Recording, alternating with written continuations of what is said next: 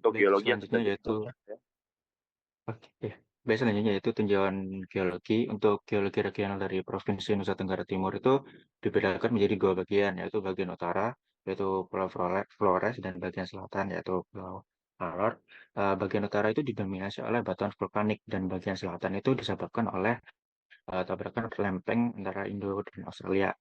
Untuk Ulumbu sendiri itu kan terletak di daerah Flores yang bisa dilihat bahwa batuan penyusunnya itu terdapat batuan vulkanik. Boleh di next.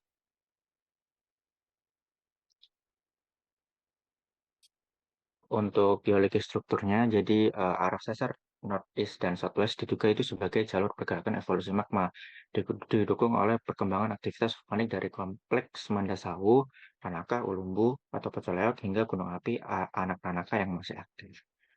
Jadi next.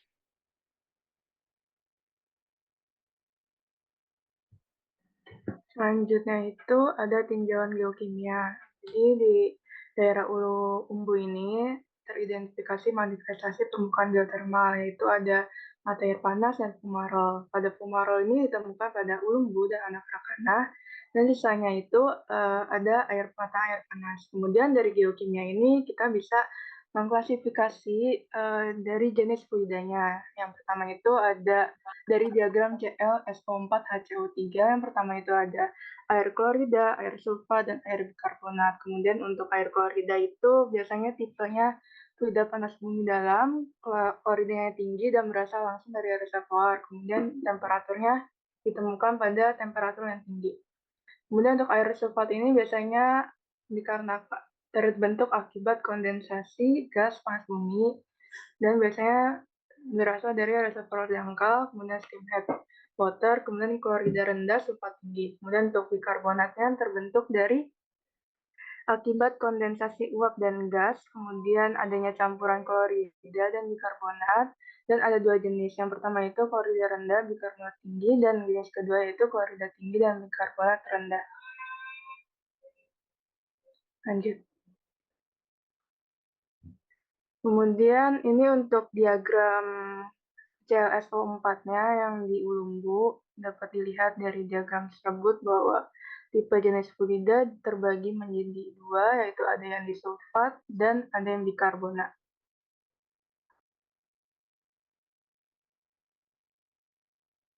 Kemudian untuk selanjutnya itu ada tinjauan geokimia yang untuk mengklasifikasi asal fluidanya menggunakan diagram CILIB. Kemudian dari diagram tersebut bahwa diperkirakan berasosiasi dengan batuan sedimen vulkanik, di mana fluida diduga melalui endapan batuan ubahan. Kemudian lanjut. Kemudian untuk selanjutnya itu untuk klasifikasi keseimbangan fluida dari diagram NAK-MD. Kemudian dapat dilihat semua fluida panas bumi daerah Ulumbu terlihat pada posisi immature water yang indikasinya mengalami pengenceran oleh air tanah dangkal. Kemudian untuk selanjutnya itu ada diagram HEARN2. Jadi diagram ini mengindikasikan gas fumarol Ulumbu berada pada deep circulating water dan shallow meteoric water.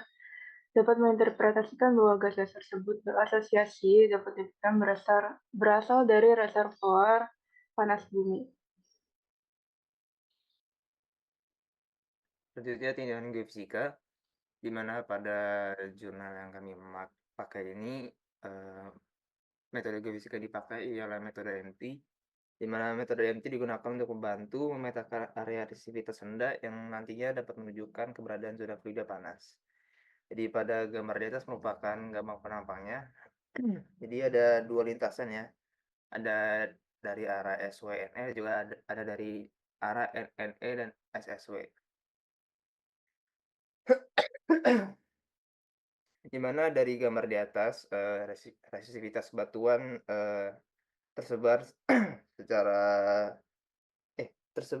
pola penyebaran resistivitas rendahnya itu dominan mengelilingi kompleks dari Pokoler juga Pokori yang tadi udah dijelasin di geologi.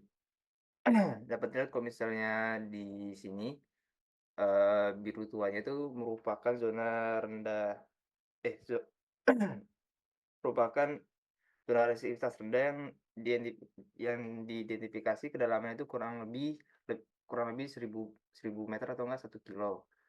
Eee, dari data geofisika ini juga dapat memvalidasi analisis dari geokimia yang tadinya menunjukkan kemungkinan kedalaman reservoir kurang lebih, di bawahnya 1.000 kilo, jadi lebih dalam lagi.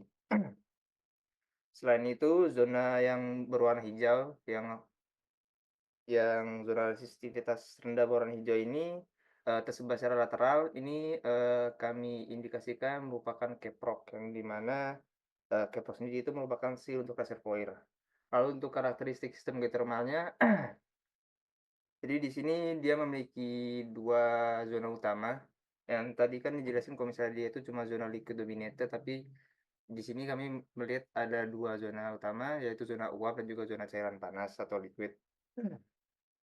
Zona uapnya terletak di bagian atas, sementara zona cairannya itu, lebih dalam ke bawah.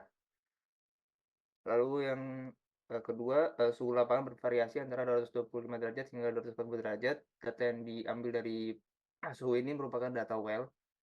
Lalu, sumber panas berasal dari aktivitas vulkanik di bawah permukaan. Lalu memiliki caprock yang efektif, di mana efektif itu dapat menahan fluida panas juga uap di dalam reservoir.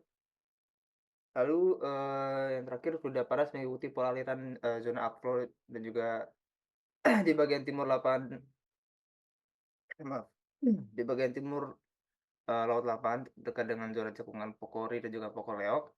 Lalu setelah mencapai ke permukaan reservoir, fluida itu bergerak, ke arah luar atau zona outflow di arah barat.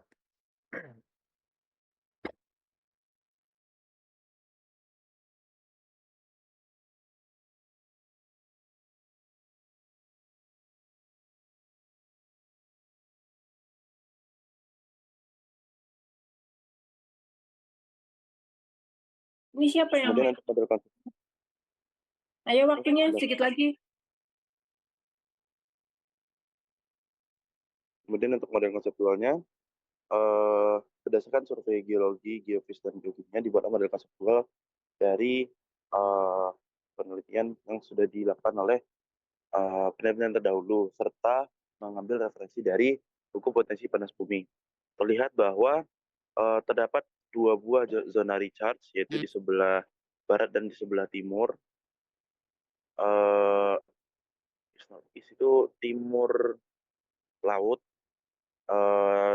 sebagai zona recharge dan di tengahnya itu sebagai zona zona upflow-nya. Kemudian diperkirakan kedalaman reservoirnya berada di kedalaman lebih dari 1 kilometer dari permukaan gunung yang memvalidasi hasil dari geokimia dan geofisika MT sebelumnya. Kemudian juga terdapat 1 buah layer steam di atas zona reservoir yang sesuai dengan hasil survei geofisika MT. Kemudian di paling atas itu ada lapisan caprock atau banda pelindung yang berfungsi sebagai seal agar air dari reservoir ataupun uap dari reservoir tidak kemana-mana. Sudah pernah dilakukan pengeboran di lapangan ini sebanyak 3 kali, yaitu UBU-1, UBU-2, dan UBU-3. Tetapi tidak banyak referensi yang membahas hasil pengeboran ini secara lebih lanjut. Next.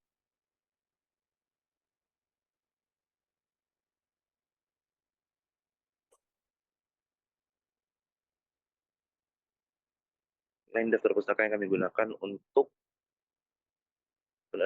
tugas ini, dan sekian dari kami. Silakan kami kembalikan kepada Ibu Agnes. Oke, terima kasih. Itu fotonya kenapa kayak gitu ada? Salah foto itu Bu, sorry Bu. Salah foto Bu, maaf Bu.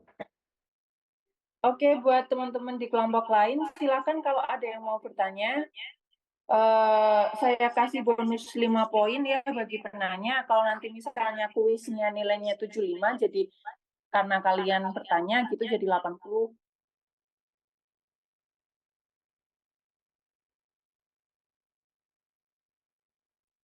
Silakan Nur Ihsan. Silakan langsung Nur Iksan sama Zidan ya. Iya. Oh, Nambah terima lagi kasih. dari Dava Bu. Ada 3 aja, waktunya nanti nggak cukup, 10 menit doang. Baik. Terima kasih atas waktunya. Izin bertanya ya teman-teman ya. Tadi kan sempat di-mention ya, tadi ada dia adalah liquid domination. Liquid domination. Nah, dari teman-teman apa bentuk justifikasi dia itu liquid domination? Kan ada beberapa tuh untuk apakah dia satu fasa, dua fasa atau semacam. Kita aja itu dulu sih. Oke, terima kasih atas pertanyaannya. Jadi berdasarkan referensi yang kami baca ini tuh dua fasa, itu double phase reservoir, di mana pada reservoir itu terdapat liquid dominated atau reservoir air. Namun di bagian atasnya terdapat steam layer atau steam cap yang bisa muncul sebagai Di share precipitate. screen, coba share screen PPT-nya jangan dihilangkan. Oh iya, Bu. Tolong Savio di share screen model konseptualnya tadi lagi.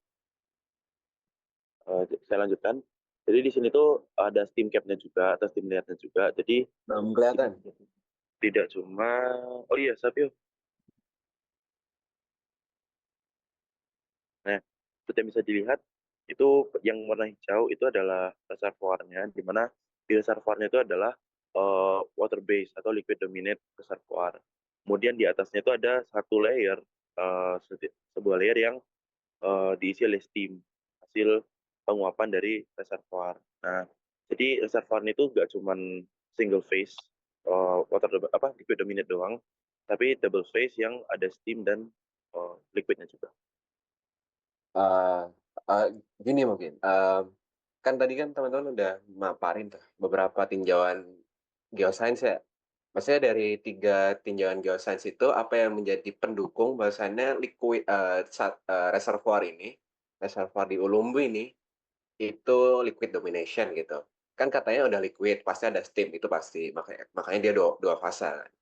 Nah itu bentuk dia itu liquid domination itu apa? Dari 3 tinjauan geosains tadi. Oh ya, terima kasih atas feedback-nya.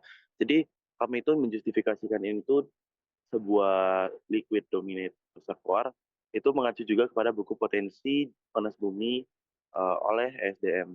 Jadi sebelumnya kan sudah dilakukan survei geosains, yaitu geokimia, geologi maupun geofis oleh New Zealand Aid Program dan PSI yang sudah saya inputkan sebelumnya.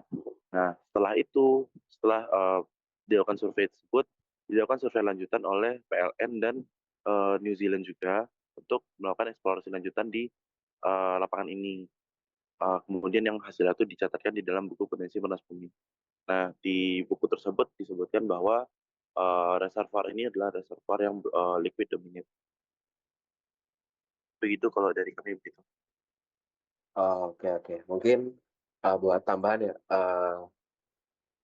dari teman-teman coba ada sih namanya klasifikasi Sanyal namanya. Klasifikasi Sanyal ini dia bisa menduga sih jatuhnya. Menduga dari tinjauan geosains terutama temperatur itu menduga dia itu satu fasa atau dua fasa. Mungkin teman-teman bisa nambahin itu aja sih. Itu bentuk justifikasi juga.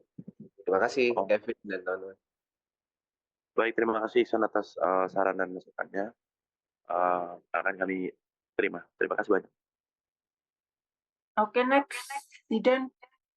Oh iya, terima kasih atas kesempatannya. Izin pertanyaan ini terkait yang bagian metode geofisika. Itu apakah ada selain ini ya, MT yang dimana dia membantu analisis structure di dalam sistem panas bumi ya? Karena dari pandangan saya sendiri di study case saya itu agak susah mencari structure dari sistem panas bumi ya, walaupun ada grafitnya tapi itu terkadang papernya sedikit. Nah, kalian dari sistem panas bumi kan tadi udah dijelasin ada structure di situ. Nah, itu bagaimana analisisnya? Apakah emang dari referensi atau bagaimana? Terima kasih.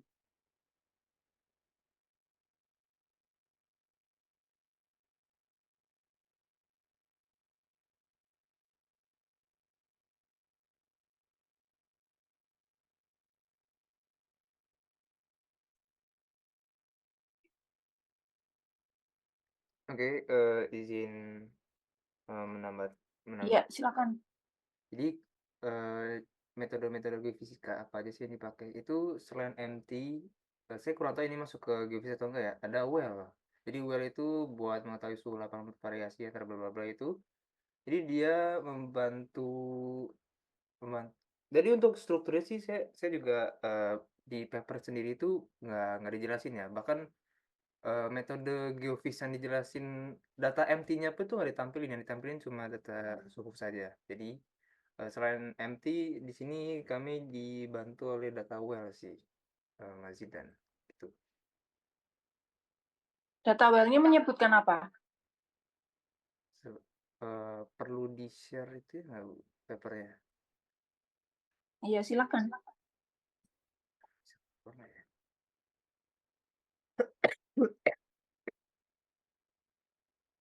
Jadi data aduh, di data well ada aduh maaf Bu, bentar.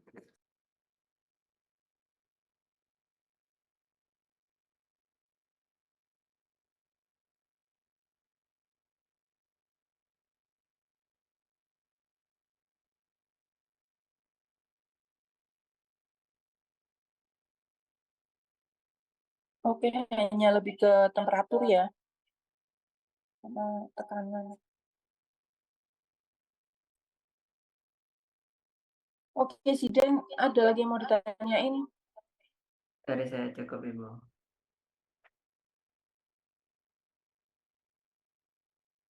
Oke, penanya selanjutnya.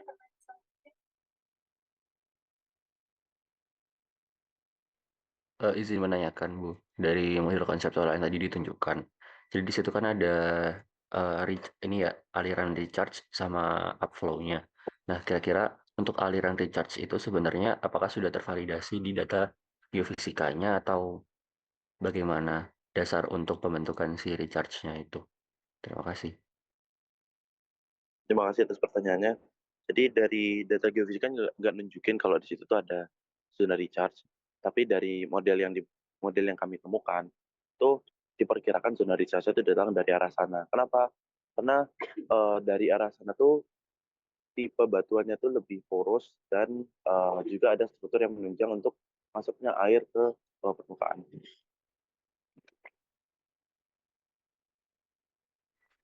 Cukup, terima kasih. Oke, waktunya sudah habis ya. Kita next ke kelompok selanjutnya. Kelompoknya Angger udah siap?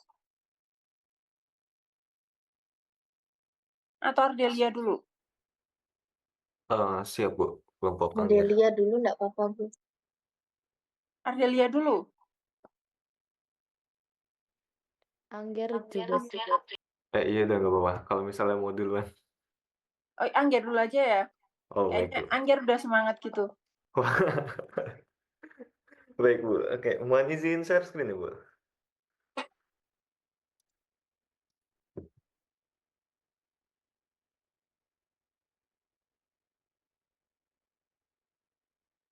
Sudah.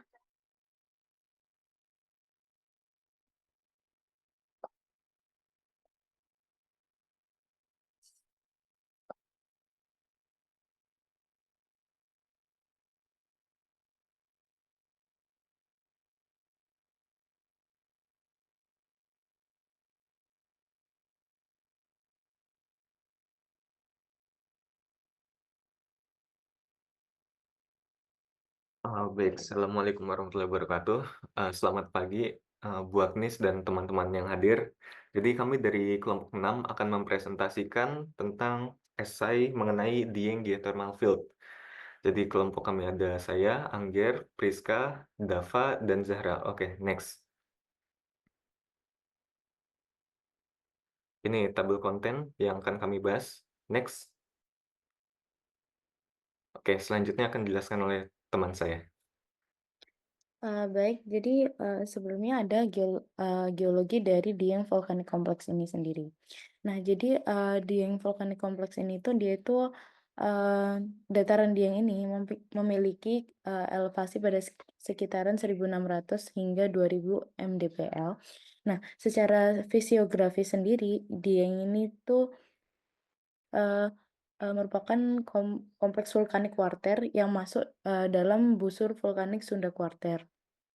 Nah, mmm, jadi di Dieng dia Dieng ini tuh terbentuk vulkanik ini tuh gara-gara adanya gaya tekan compressional force yang berkaitan dengan ortogenesia Sunda di Neogen akhir. Nah, kemudian selanjutnya ada aktivitas vulkanik. Nah, berdasarkan penanggalan radiometrik, aktivitas vulkanik tertua itu diketahui bahwa dia itu membentuk tepian DVC. Nah, jadi tuh kayak gunung berapi tertua di pra Gunung Prau, Nagasari, dan Bisma. Jadi di sini udah saya kotak-kotakin ya. Di sini yang kuning pojok kanan atas itu Gunung Prau. Terus ada Gunung Bisma itu di bagian sini itu Nagasari. Nah, kalau berdasarkan yang saya kotak-kotakin ini tuh menurut apa ya, dari yang tertua hingga yang termuda. Nah, yang termuda itu ada di Pagar Kandeng maaf, di yang Pagar Kandeng dan Merdada ini. Nah, dalam konteks gunung api ini tuh kalau dari ini tuh terdapat 3 episode. Jadi yang pertama itu prakaldera, pasca kaldera, dan pasca kaldera 2 dan tahap akhir. Jadi next.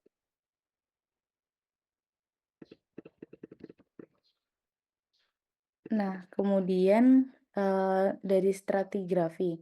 Nah, Dieng Volcanic Complex ini tuh terbagi atas produk vulkanik dari Dieng Tua, Dieng Tengah, dan juga Dieng Muda.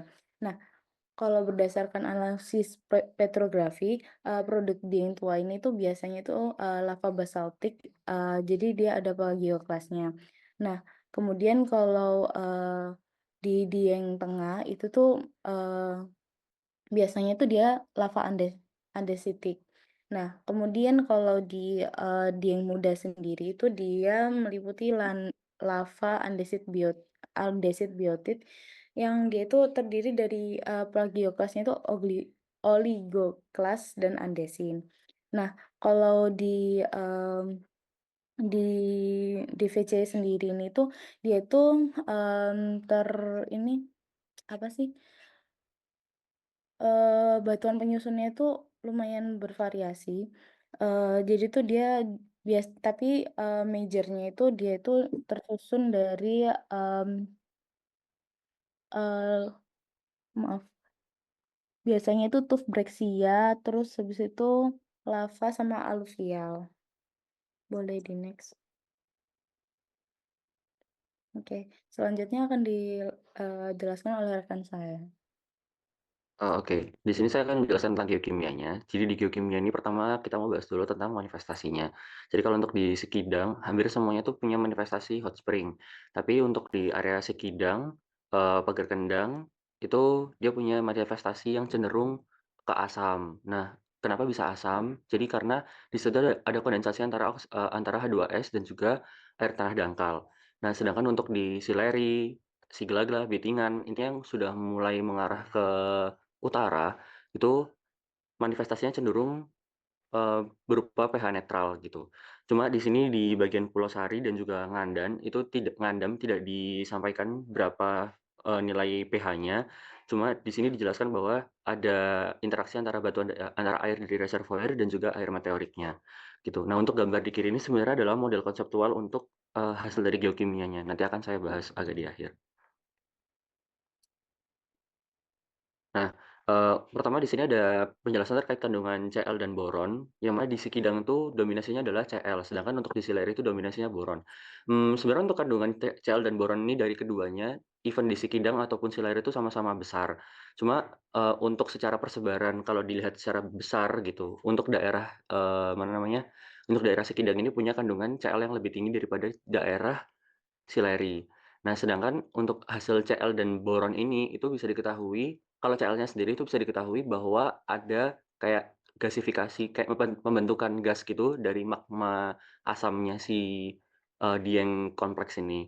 Kalau boronnya sendiri itu diperkirakan adanya kontak dengan batuan sedimen. Jadi ada namanya zona fisiografis Rayu Utara yang itu menyebabkan peningkatan boron ini sendiri. Cuma saya masih kurang tahu kenapa bisa seperti itu. Kemudian ada grafik ininya, grafik segitiga, yang mana kalau semisal dia dominan menuju ke CH4, dia akan lebih ke proses early boiling, dan apabila dia ke H2S itu akan menunjukkan dia late boiling. Nah itu nanti bisa diketahui gimana sih karakteristik dari fluida reservoirnya, tahu suhunya dan juga manifestasi yang muncul di permukaan.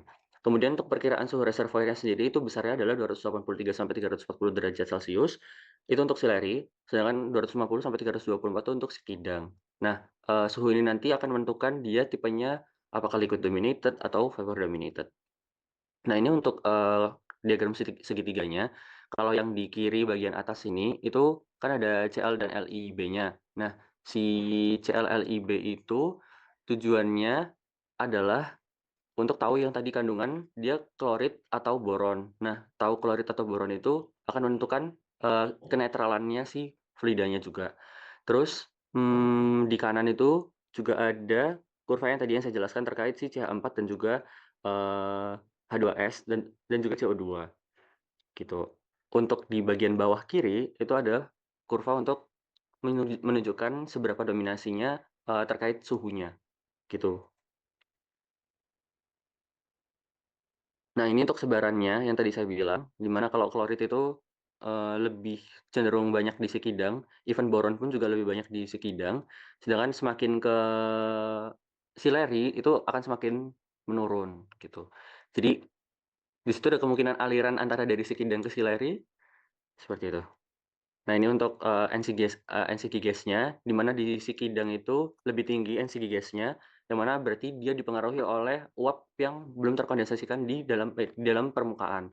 Sedangkan kalau di Sileri itu sudah mulai sedikit NCG gas-nya, kurang dari 1 kalau tidak salah. Sedangkan untuk di Sikidang itu masih di 2 sampai 20-an gitu. Nah, ini untuk alterasi batuannya sendiri, sebenarnya alterasi ini kami belum membaca terlalu detail, tapi intinya ada, apa ya, ada semacam alterasi epidot. Epidot itu kan sebagai penciri mineral alterasi yang muncul dari reservoir gitu. Nah, sedangkan untuk kebanyakannya dia itu tipenya di piroklastik, batuan piroklastik, ya seperti itu. Ya, ini kira-kiranya gimana persebarannya, di kedalaman berapa si epidot itu muncul, dan juga bagaimana mineral-mineral seperti aktinolit, kemudian anhidrit yang bisa menunjukkan dia itu tipenya batuan yang permeabel dan lain sebagainya tersebar di dalam reservoirnya.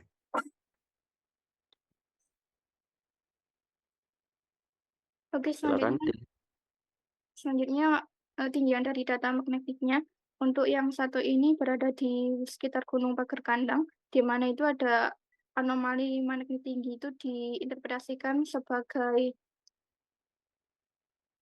akibat adanya material produk vulkanik dari pagar kandang yang bersifat basaltik andesitik, terus ada dentov, sama endapan sedimen yang mengandung material organik dan vulkanik es, di mana itu berada di sekitar Telaga Merdada hingga Dieng Kulon dan bagian selatan Gunung Pagar Kandang.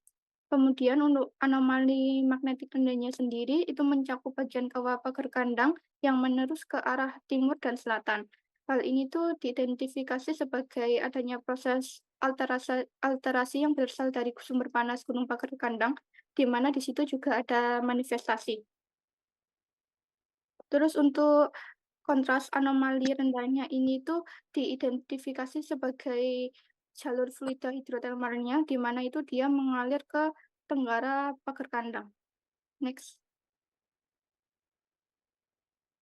Untuk yang selanjutnya ini kurang lebih identifikasinya sama, tapi ini berada di Gunung Pangonan, di mana tepatnya itu di daerah Kawah Sikidang.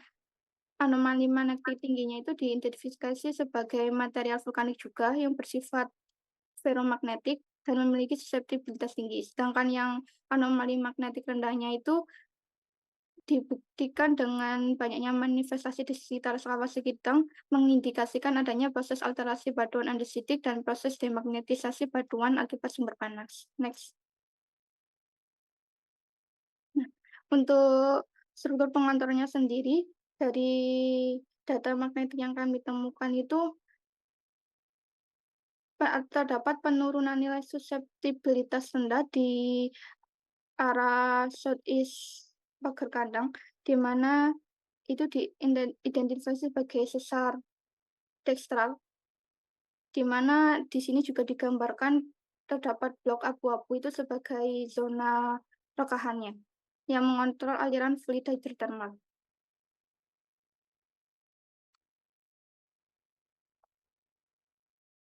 Oke, baik. Selanjutnya tinjauan dari data gravity.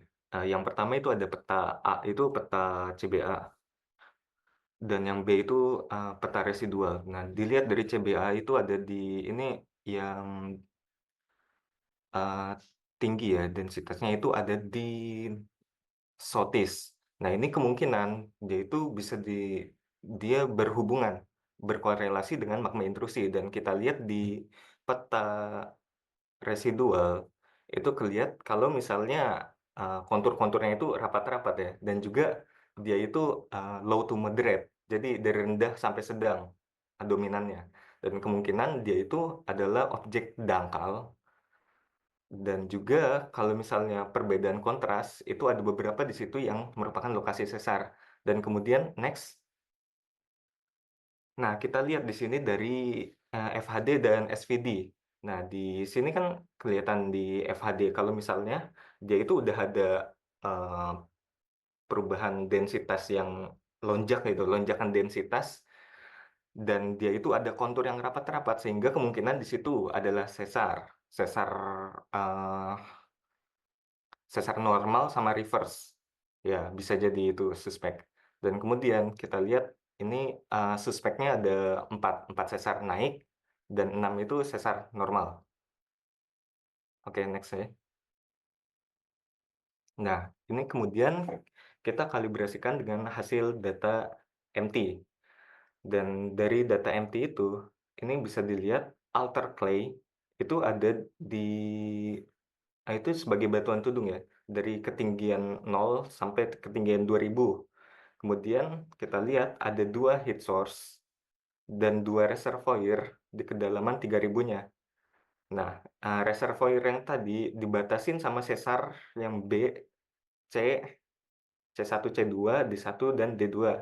Kemudian juga ada 2 reservoir ini terbagi di sileri barat laut, yaitu sesar yang lebih dalam, dan reservoir yang lebih dalam sama reservoir Sekidang Pakuaja, dia itu agak lebih dangkal. Nah, dia dipisahkan oleh dia itu batuan yang iya,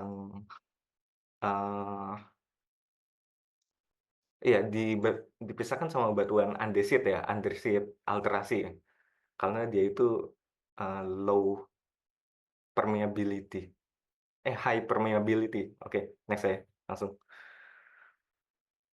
Dan ini hasil model konseptual dari yang gravity-nya aja. Nah, gravity ini kita kelihatan ada total itu 4 sesar ya. Yang tadi sesar CB sama D1, D2, dia itu ngebagi di bagian northwest itu ada sesar B kedalaman 3400, dia itu oke. Dan di southeast itu ada sesar D1, D2 di kedalaman 4000. Ini juga bisa dilihat kalau misalnya di northwest itu recharge areanya ada di Belitingan, dan discharge-nya ada juga di Belitingan sama Pagar Kandang. Dan kemudian di bagian southeast itu recharge zone-nya itu ada di Pakuaja. Di Pakuaja ke bawah, terus area discharge-nya ada di Sikidang dan Pakuajanya. Oke, next. Oke, ini untuk model konseptual sementara dari kaminya. Sebenarnya tadi untuk model konseptual yang kami gunakan itu kayak yang dari geokimia tadi. Nah, kami mencoba untuk menggabungkan beberapa metode tadi dan dihasilkan seperti ini. Jadi di Merdada itu ada satu boundaries yang diperkirakan itu dari fault, yang mana fault ini yang menyebabkan adanya perbedaan output fluida antara sileri dan juga sekidang hingga ke paku wajah. Ini sekidangnya lupa tidak ditulis. Nah, jadi kalau untuk di daerah sileri sendiri, jadi dia tuh dominan dari air meteoriknya, yang mana dia tuh akhirnya muncul sebagai manifestasi di permukaan. Karena untuk di sileri sampai ke Bitingan, dia itu manifestasinya cenderung memiliki pH yang netral. Tapi kalau dari sileri untuk menuju ke Merdada itu cenderung untuk memiliki manifestasi yang asam, yang mana berarti Merdada ini sendiri juga punya potensi nih sebenarnya gitu. Tapi ya tadi fluidanya asam. Nah, sedangkan untuk yang di Pangonan, Sikidang sampai ke Pakuwaja itu cenderungnya fluidanya itu asam. Fluida manifestasinya, yang mana kalau fluidanya asam itu diperkirakan adanya kontak antara si air dari reservoirnya dengan apa ya, kayak air magma gitu, yang mana ketika ada percampuran antara kedua fluida itu, maka akhirnya manifestasinya menjadi cenderung jadi lebih asam gitu. Nah, untuk kedua sebenarnya dari sileri ataupun sikadang itu mereka berasal dari satu air meteorik yang sama, yang Tolong mana dipercepat waktunya. air meteoriknya sama. Jadi intinya karena air meteoriknya sama, makanya di sini birunya juga bareng gitu. Cuma kepisah antara si fault ini. Dan di sini ada beberapa mineral alterasinya yaitu epidot, ilit, dan juga zeolit yang ditandai dengan garis putus-putus yang ada di sini. Sekian dari kelompok kami. Kurang lebihnya mohon maaf. Terima kasih. Wassalamualaikum warahmatullahi wabarakatuh. Oke, sesi tanya jawab sampai jam 8:08, 10 menit. Silakan 3 penanya. Siapa duluan? Sheryl duluan atau Nafisa duluan? Sheryl, Bu. Sheryl. Permisi Bu, suara saya masuk nggak ya? Iya, masuk. Oke, saya mau nanya. Tadi kan Dava bilang bahwa konseptual itu bisa dibilang kalian bikin sendiri ya, bukan dari paper dan apa-apa. Aku mau nanya, gimana caranya kalian ngeintegrasiin dari geokimia dan geofisika hingga mendapatkan sebuah konseptual yang kalian bikin sendiri itu? Aku izin jawab ya. Sebenarnya dari semua model konseptual yang didapat itu kurang lebihnya modelnya itu hampir sama. Jadi saya cuma menginputkan apa yang diinterpretasikan dari model konsep sebelumnya, terus kami cari perbaikannya di bagian mananya. Sebenarnya itu aja sih. Yang mana di sebelum-sebelumnya itu nggak dijelaskan di mana lokasi, di mana jenis fluida yang ada di dalamnya. Nah, sedangkan di model konseptual yang dari geokimia yang digabungkan dengan siapa namanya ini, dengan gravity ataupun magnetik ataupun MT itu ternyata punya similaritas satu sama lain, kayak gitu.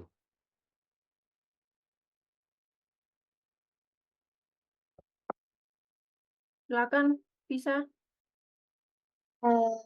Mau bertanya tentang gravity. Nah, tadi kan sempat ada di slide di situ kalau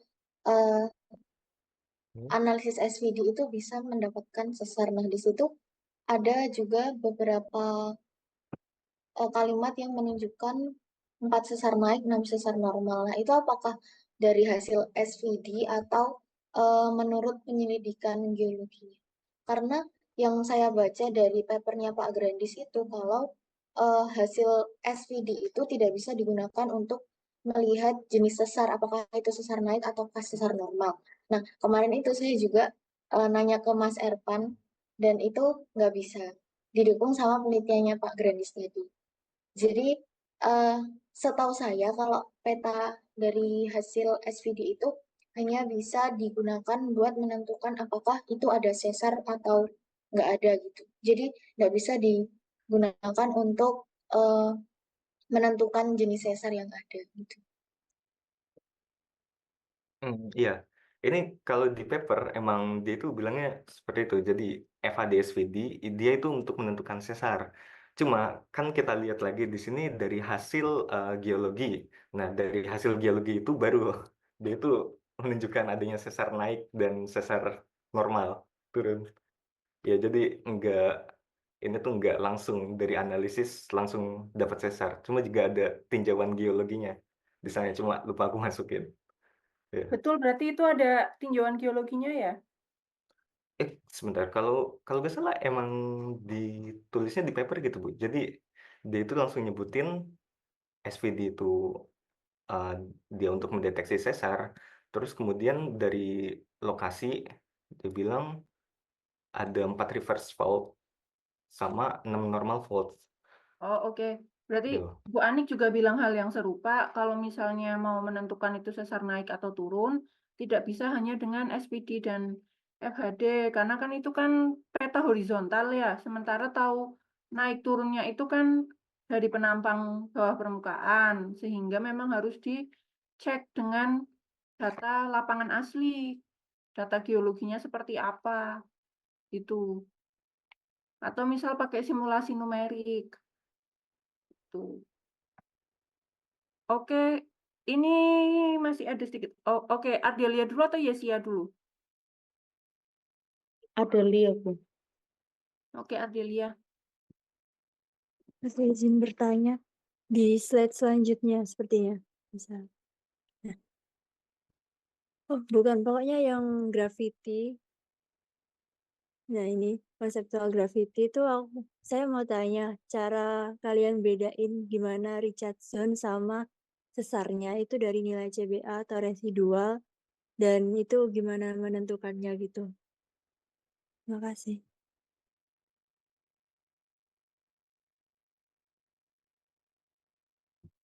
Kalau ini aku dapat dari papernya sih. Jadi, Saya, jangan oh ya, aku. iya, saya dapat dari ini dapat dari paper, kami dapat dari paper.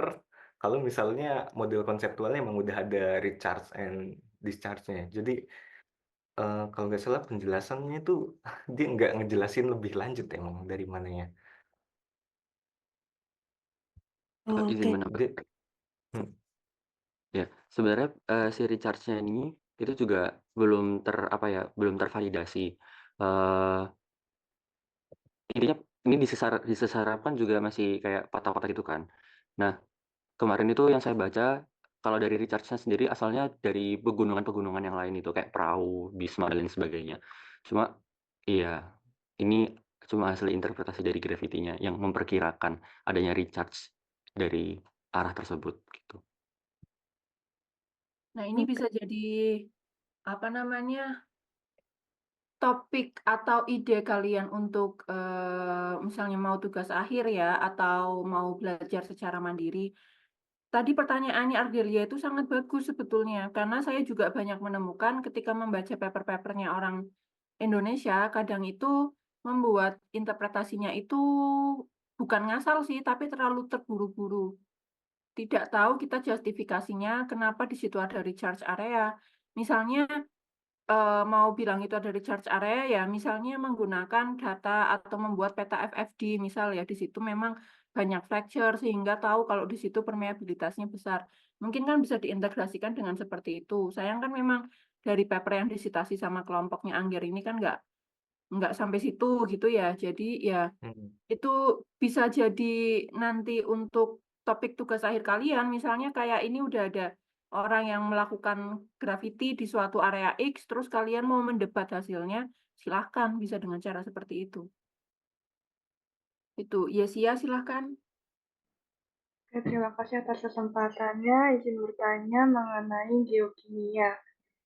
Mau nanya kalau misalnya apakah dari tinjauan geokimia itu kita bisa mengetahui zona upflow dan outflow-nya? Kalau misalnya bisa itu bagaimana?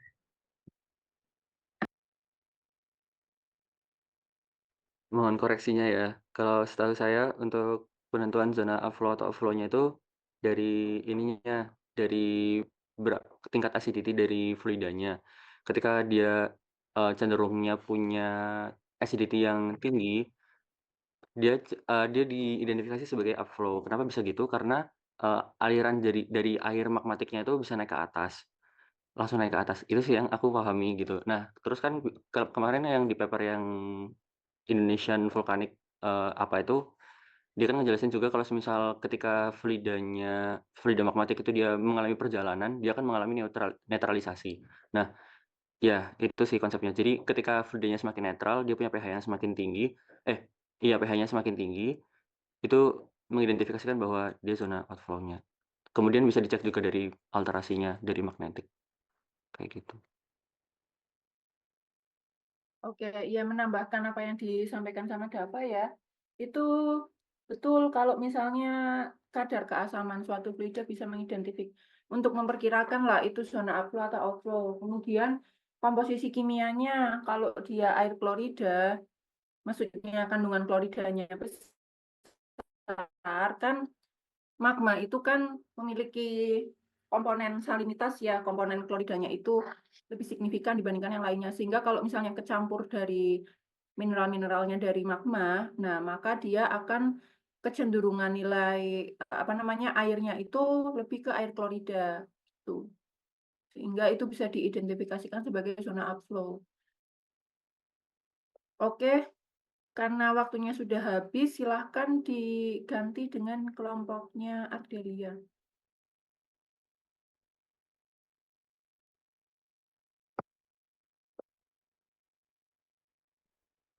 Izin share screen ya, Bu. Oh ya, belum tak ini kan ya. Sudah bisa, Bu. Sudah bisa belum? Sudah.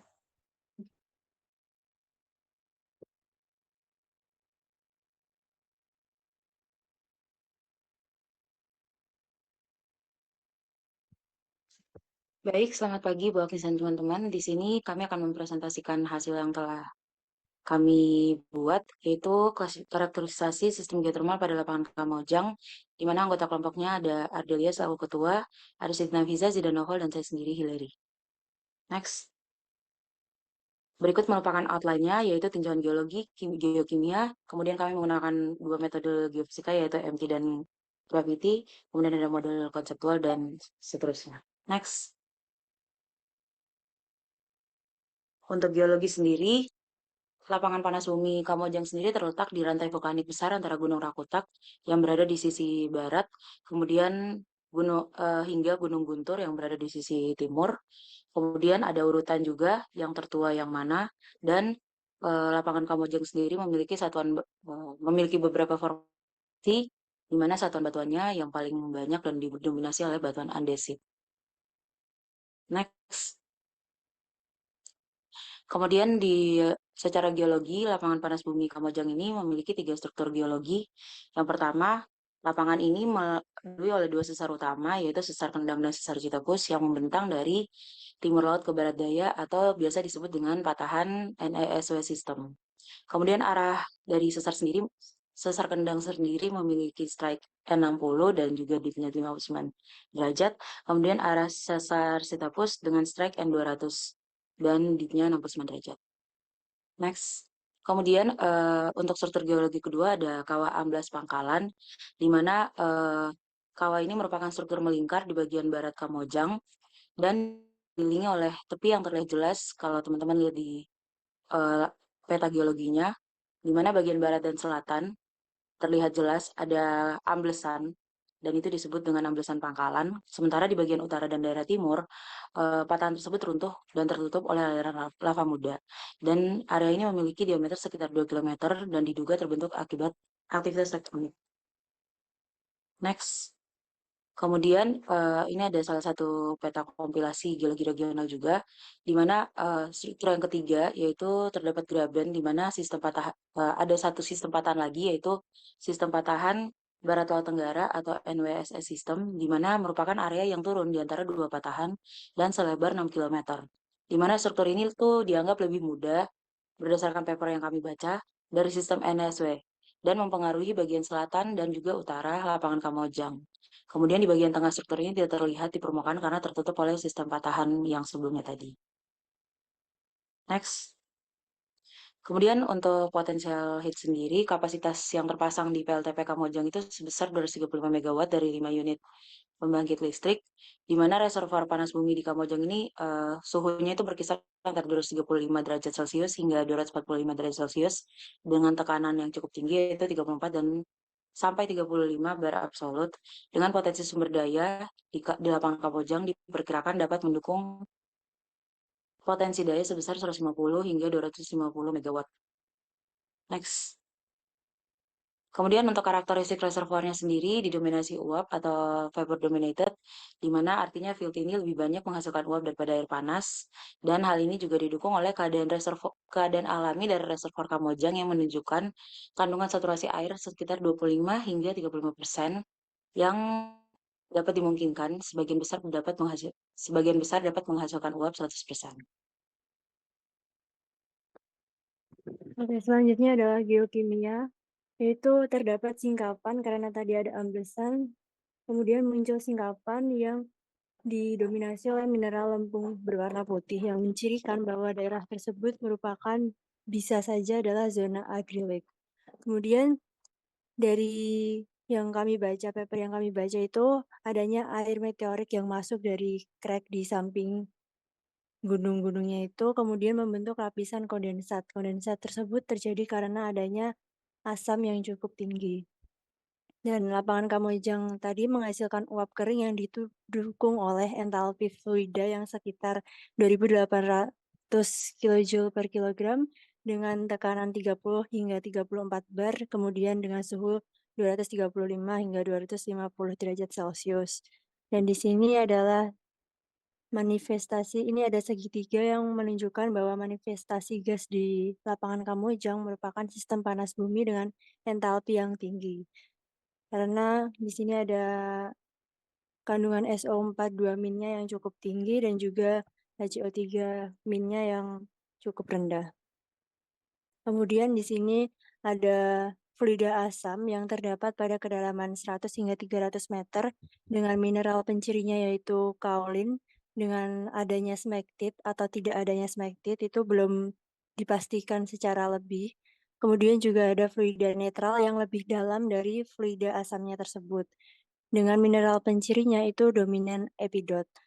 Kemudian ada juga zona clay cap-nya dengan pH asam hingga netral, yaitu pada kedalaman 1000 hingga 600 meter kedalaman ukur.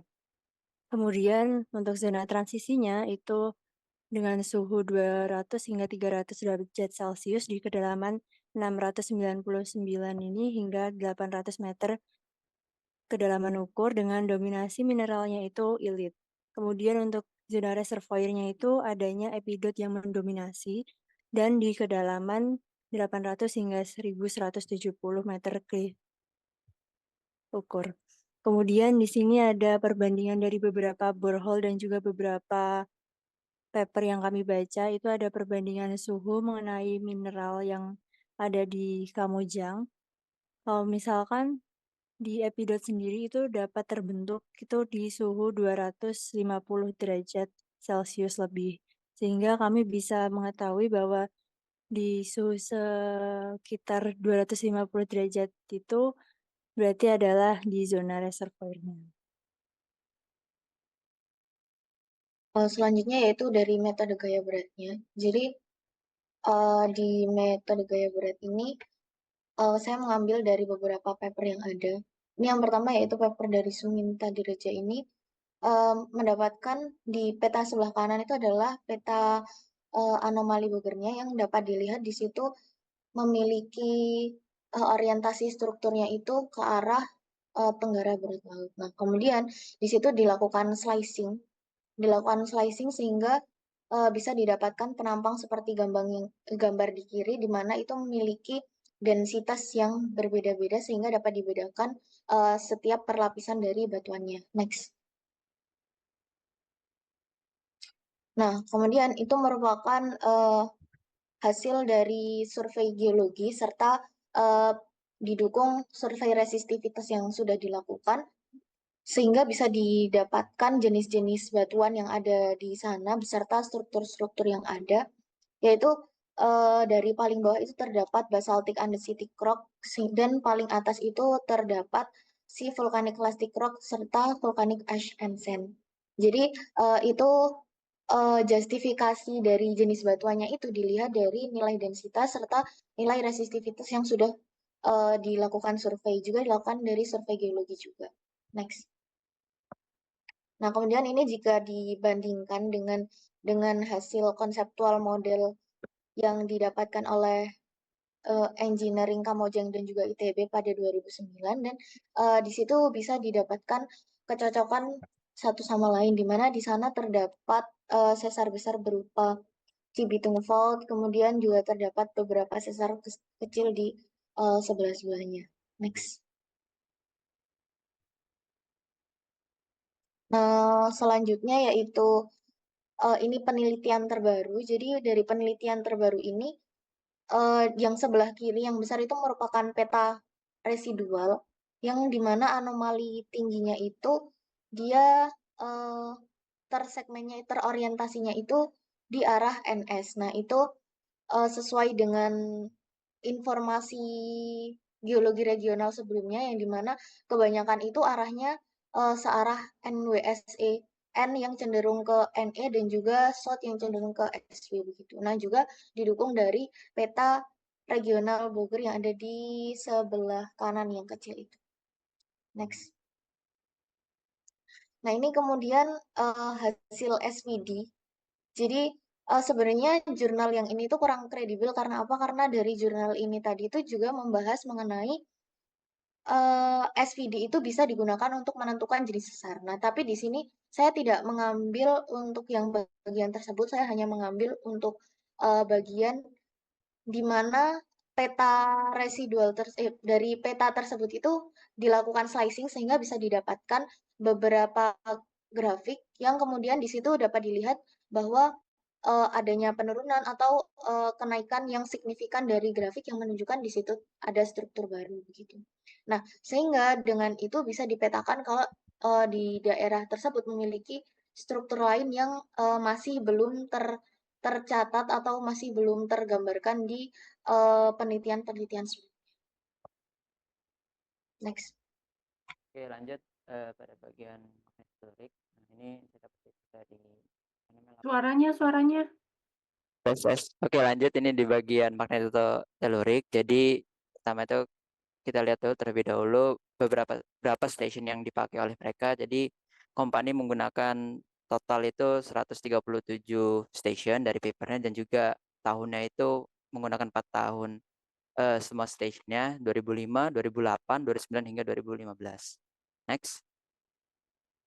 Nah, dari paper ini mereka juga mengidentifikasi induction factornya menggunakan Parkinson di mana dia mencari tahu di mana area conductive zone-nya. Nah, ternyata mereka itu terpusat di area lapangan panas bumi Kamojang itu daerah area pangkalannya.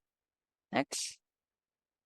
Nah, di state juga mereka analisis phase tensornya. Di sini nge-state cuma dominan geostrike-nya juga dan juga ambiguitas. Ternyata dominan strike yang bekerja di area Kamojang itu northwest southeast, yaitu dominan geologi strike yang tapi bukan ini ya jenis sesar atau apa yang analisisnya.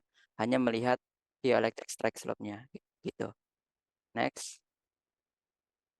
Nah, ini digunakan untuk melihat batas caprock-nya bagaimana dan juga mulai dia terbatas bagaimana. Jadi di sini dibatasin di area barat itu caprock itu udah semakin berkurang gitu. Next. Nah, di sini secara analisis lebih dalam secara vertikalnya, nah di sini dapat mengetahui ada 2 zone yang dapat diidentifikasi dari paper ini, yaitu zonnya caprock yang dimana di situ kalau dihubungkan dengan geokimia yang tadi disebut oleh Ardeli, yaitu ada acrylic zone-nya dan juga profilic zone-nya untuk digunakan oleh reservoir zone-nya. Oke, next. Waktu. Oke, Please. baik Bu. Selanjutnya di sini untuk konseptual dari kami sendiri, di sini tuh kami mencirikan adanya 2 sesar yang didukung dari geologinya tadi. Kemudian ini dari konseptual model dari Prasetya 2020 didapatkan bahwa terdapat lapisan kondensar tadi di 150 sampai 500 meter. Kemudian adanya reservoir di 500 meter dan juga di daerah Danau Pangkalan dan Gunung Cakra itu merupakan daerah upflow-nya.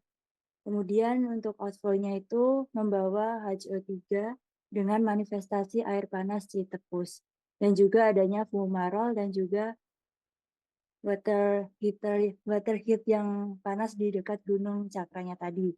Kemudian untuk struktur pengontrolnya tadi yaitu adanya caldera collapse di Pangkalan, di Danau Pangkalan.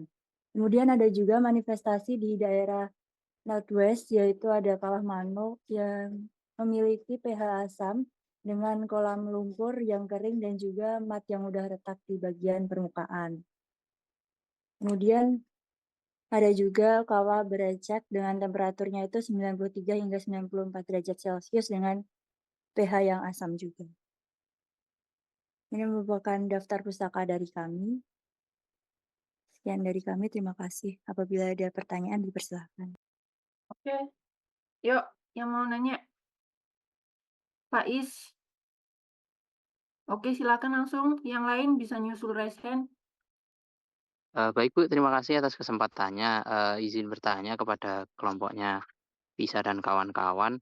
Iya, misalkan ya dari data geologi aja kira-kira bisa tahu nggak sistem geotermalnya itu seperti apa? Itu mungkin itu dulu Ibu dan teman-teman.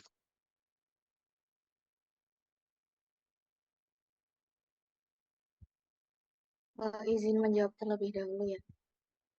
Iya, silakan. Oh iya, jadi tapi Faiz nge-lag tuh.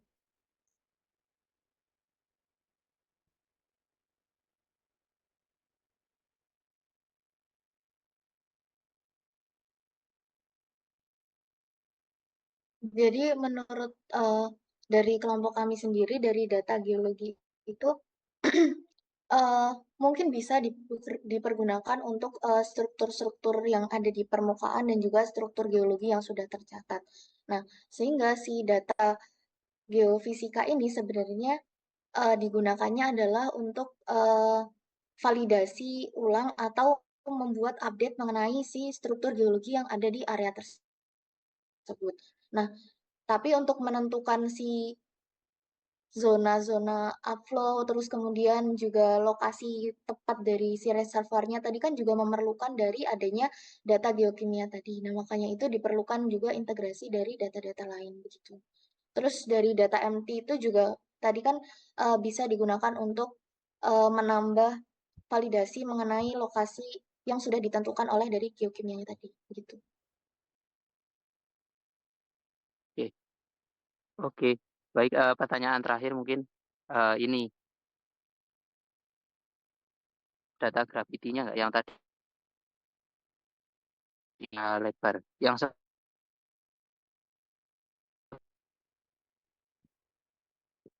oh ya boleh. Kalau misalkan mau ditambahin dulu silahkan. Oh ya, nambahin bisa. Jadi Iya ya. geologi bukan dari struktur aja. Sebenarnya itu lebih tepatnya itu kita lihat dulu manifestasinya apa saja sih yang bekerja di situ.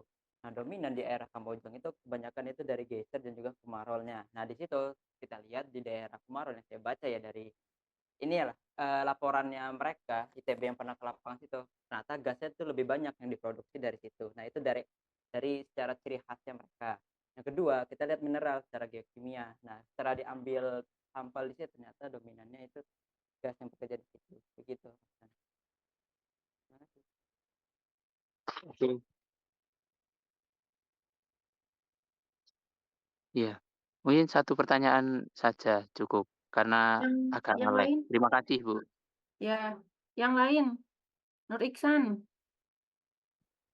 Baik, terima kasih atas waktunya. Izin bertanya, di lapangan ini tuh ada berapa reservoir ya? Karena kan bisa jadi itu ada sedikit tricky ya teman-teman ya. Ketika kita itu menginterpretasikan temperatur, tapi kita itu menginterpretasikan reservoir yang berbeda ternyata di satu lapangan itu. Nah itu bentuk justifikasinya gimana dari teman-teman? Terima kasih. Oke, izin menjawab.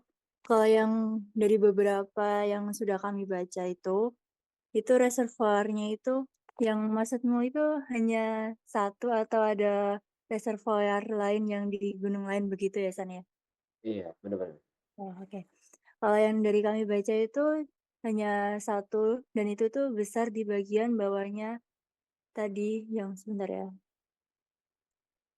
Ini yang di bawahnya Pangkalan dan juga di dekatnya Gunung Cakra. Jadi kemungkinan itu hanya satu di situ. Kenapa? Karena tadi itu ada juga databor yang sudah memvalidasi adanya beberapa mineral-mineral yang di situ.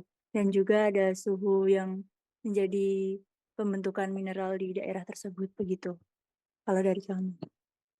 Oke, mungkin nambahin ya. Kalau boleh bisa ditambahin diagram, bukan ya diagram sih ya, diagram chloride, lithium sama boron.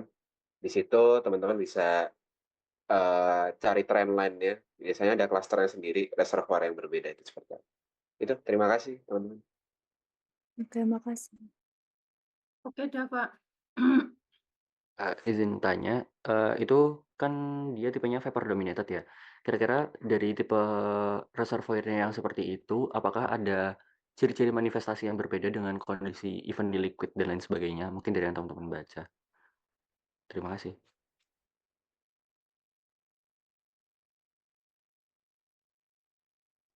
Oke, izin menjawab. Kalau misalkan di daerah Kawah Kamojang dan juga Gunung Cakranya ini, untuk manifestasinya itu kebanyakan itu masih yang kayak fumarol. Jadi yang mengeluarkan itu mengeluarkan vapornya gitu dan juga mat yang panas. Ada beberapa yang seperti mata air panas, tapi itu sudah agak jauh dari Kawah Kamojangnya sendiri. Jadi di sana itu udah mata air panas dan juga pH-nya itu tidak terlalu asam. Jadi kemungkinan yang di upflow-nya itu merupakan reservoir-nya itu vapor dominated gitu. Nah, Begitu. iya itu. Apakah dari reservoir yang vapor dominated itu dia punya manifestasi, ngerti nggak kayak apakah manifestasinya bisa berbeda? Entah keasamannya atau kayak gimananya gitu. Maksud pertanyaanmu itu lebih ke ini ya, apakah dari manifestasinya kita bisa tahu itu vapor dominated atau enggak, gitu ya? Iya iya Bu, betul. Oh, oke. Baik, kalau menurut kami, kalau dari manifestasi saja sebetulnya belum terlalu memvalidasi ya. Jadi harus ada uji geokimianya tadi, terus juga ada kan dari geokimianya tadi bisa mengetahui yang dimana suhunya itu berapa aja dan juga ada mineral apa saja itu menurut kami seperti itu. Jadi tidak bisa dari cuman manifestasi di atas permukaan saja gitu. Izin menambahkan ya. Jadi sebenarnya aku lupa, jadi baru nyari. Jadi uniknya dari Kamojang itu ada satu manifestasi yang dia kenapa disebut vapor ya, itu adanya steaming ground. Nah, di steaming ground ini kan dia lebih tepatnya uap yang hanya keluar dari tanah ya. Nah, berapa sih derajatnya keluar dari gasnya itu? Ternyata derajatnya itu dari 80 hingga 90 derajat. Nah, di situ mereka analisisnya bahwa oh sebesar inikah dari vapornya. Kalau saya dari referensi begitu. Terima kasih. Oke, baik, Oke, terima kasih. bisa diterima kan ya? Oke, karena waktunya sudah habis ya, presentasi untuk hari ini dicukupkan.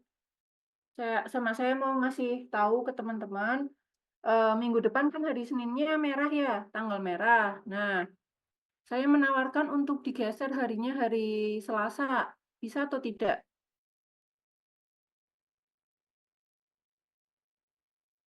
Jam berapa ya, Bu? Apa ya Bu kalau boleh tahu? Selasa sekitar jam 9.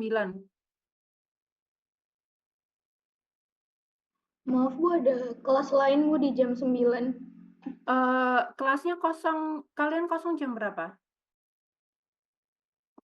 Setelah jam 1 atau sebelum jam 9 Bu? Oke.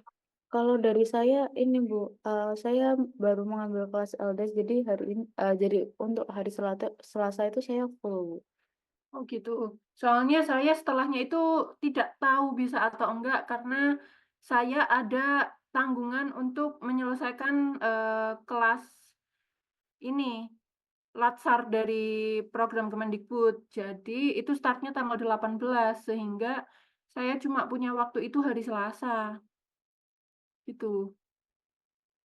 Dan ini kan harus offline lagi ya, karena kalau misalnya nanti mengikuti jadwalnya saya yang Latsar tadi, Kemungkinan besar karena saya juga ada agenda lain, nanti kelasnya jadinya itu online. Menurut saya mending hari Selasa biar tidak online. Kira-kira gimana kalau hari Selasa? Jam Eh, 1 gitu. izin bertanya Bu, terkait kalau misal besok diadakan kelas, untuk besok itu tetap diadakan presentasi seperti tadi atau bagaimana? Oh, bukan besok, minggu depan tanggal 16. Tanggal 16 kan merah. Oh, minggu depannya Bu. Oh, Ya, oke. untuk yang kelompoknya yang belum maju ini.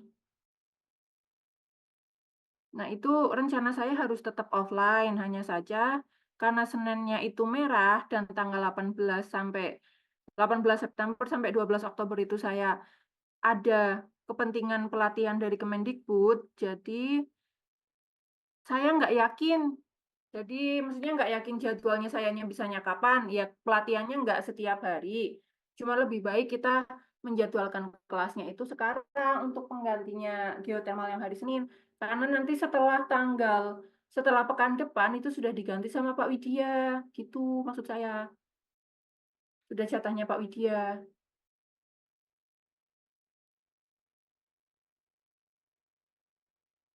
Gimana? Tak bilangin loh sama bapaknya loh. Tanggal 17 ya. Ya nanti didiskusikan. Didiskusikan kalian bisanya kira-kira jam berapa untuk hari Selasa tanggal 17. Itu. Oke. Ini waktunya kuis ya sekarang.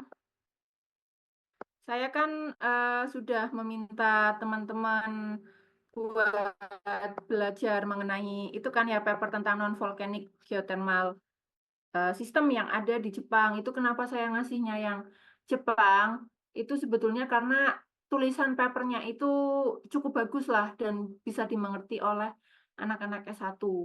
Gitu. Ini sekalian biar kalian itu mencicil kalau nanti mau tugas akhir, mau nulis proposal, mau nulis TA, itu sudah ada gambaran untuk bagian dasar teorinya itu menulisnya seperti apa, terus habis itu teman-teman juga bisa nambah-nambah ide nanti mau melakukan analisis atau metode apa, itu kira-kira dengan cara saya ngasih jurnal-jurnal yang kemungkinan bisa kalian pakai atau kalian gunakan ke depannya.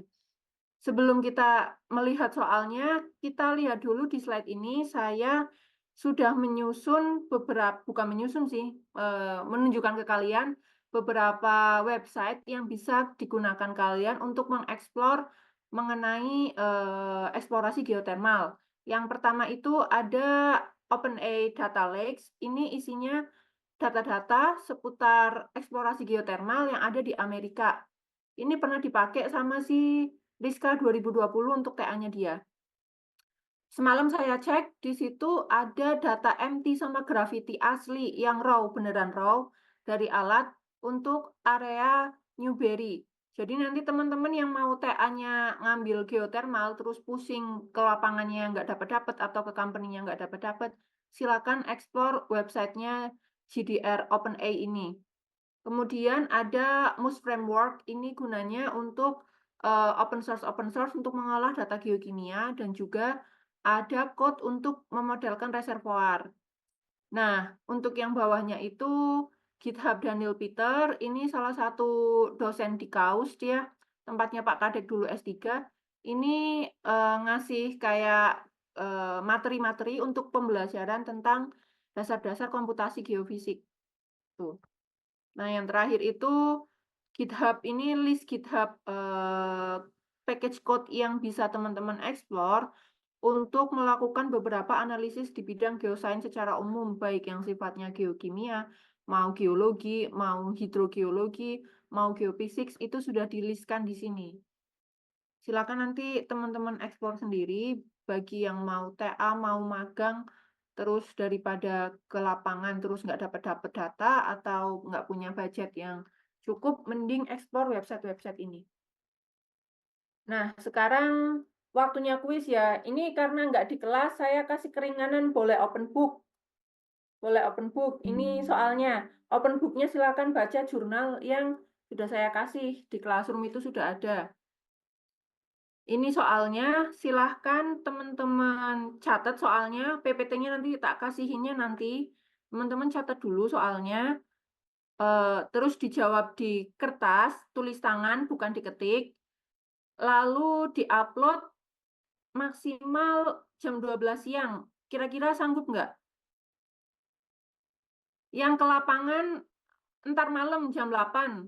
Yang nggak ke lapangan, yang cuma di Surabaya, nggak ada agenda ke lapangan disuruh sama Pak Juwan atau Pak Haris, tetap dikerjain, dikumpulin siang ini. Bisa tidak jam 12 siang?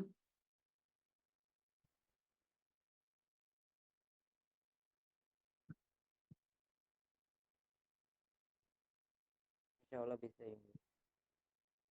Oke. Ini ya, ini ada jumlah-jumlah poinnya. Jadi kalau misalnya nomor 1 kalian jawabnya benar, lengkap, terus habis itu kreatif, saya kasih 30. Kalau cuma nulisnya 30 poin ya. Kalau misalnya kalian cara jawabnya misalnya fault sebagai patahan gitu toh, tak kasih 5 poin. Kalau jawabnya bisa dielaborasi lagi, nanti poinnya akan bertambah. Gitu. Jadi jangan cuma jawab satu huruf atau satu kata doang gitu. Misalnya ada yang mau dikonfirmasi dari pertanyaan ini nggak?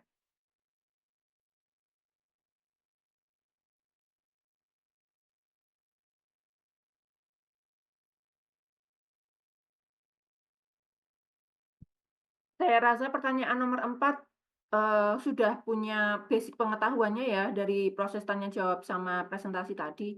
Ini kan seputar geokimia. Saya rasa nggak akan terlalu susah buat teman-teman menjawab pertanyaan-pertanyaan ini. Aman, Bu. Aman kan? Bu. Sudah dicatat? Kenapa, Zahra? Izin bertanya, Bu.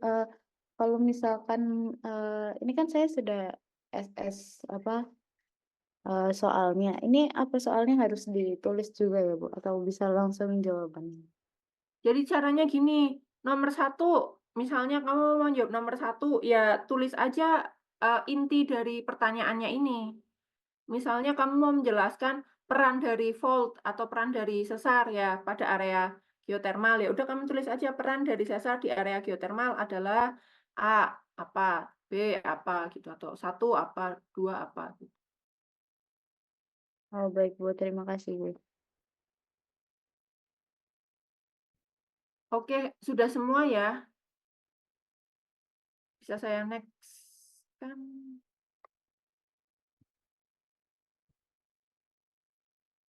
Oke, tolong dikerjakan sebaik-baiknya. Untuk kuis yang minggu lalu sudah saya nilai, tapi belum saya masukkan ke link Google Doc, jadi belum bisa saya share. Nanti saya share ya. Itu walaupun soalnya gampang-gampang, ternyata masih ada yang nilainya enggak sampai 80 atau 90. Jadi tolong teman-teman, ini sudah dikasih kesempatan untuk open atau baca jurnalnya, tolong dikerjakan secara maksimal ya. Ditulis tangan ya, biar kalian ada memori yang terekam di otak. Jangan kalian ngumpulinya ke saya menggunakan PDF atau Word. Oke, nanti Classroom-nya akan saya buka, maksimal pengumpulan jam 12 siang. Oke, karena pertemuan hari ini sudah selesai ya, 8.40. Saya cukupkan. Untuk minggu depan tolong diskusikan lagi mau hari Selasa jam berapa. Yang tidak bisa nggak apa-apa, tolong izinnya disampaikan segera, H-1 maksimal. Oke, nanti saya rekam kelasnya. Gitu ya.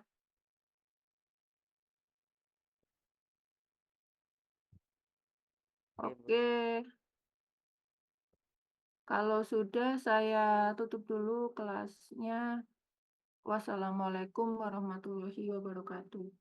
Waalaikumsalam Waalaikumsalam warahmatullahi wabarakatuh.